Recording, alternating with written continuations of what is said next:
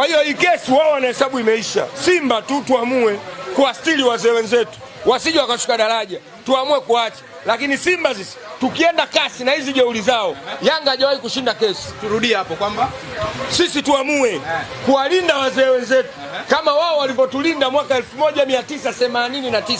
Tulitaka kushuka daraja wakatubakisha, na sisi tuamue kuwabakisha.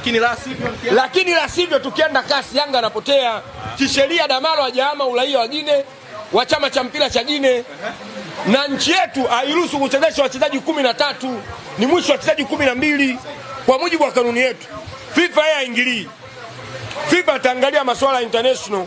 Kama Damalo anataka kucheza timu ya taifa ya Tanzania, sawa, umeelewa?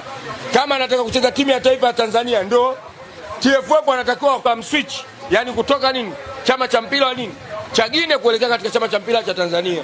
Lakini kwa masuala ya ligi, bodi ya ligi ishaweka sheria na kanuni kwamba mwisho wachezaji 12, Yanga wana wachezaji 13 kwa mujibu wa kwa mujibu wa sheria PSC. Si umeelewa? Player status committee.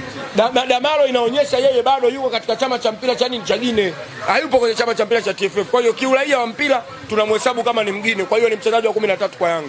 Yanga anaweza akapokwa point. Kama tukiamua tuende kasi, anapokwa point. Yaani kesi ukiona ameenda kasi, Yanga analia. Simba tu, umeelewa bwana?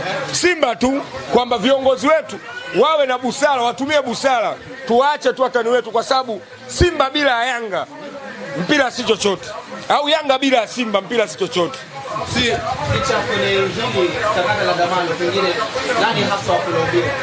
Maana Yanga wenyewe walisajili ndio ya ligi wakampitisha TFF. Hasa nani wa kulaumiwa kwenye hili? Hapo wa kulaumiwa ni Yanga wenyewe na bodi ya ligi, sababu Yanga hakufuata taratibu, na bodi ya ligi tunafahamu.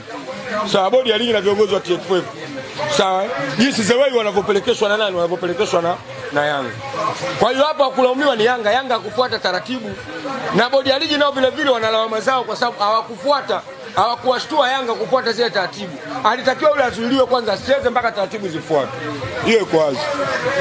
Hivi wao wanajisifu, wanasema wameshinda kesi bila kuchoma mafuta. Unajua Yanga sasa hivi, Yanga hawana furaha. Si umeelewa? Yanga hawana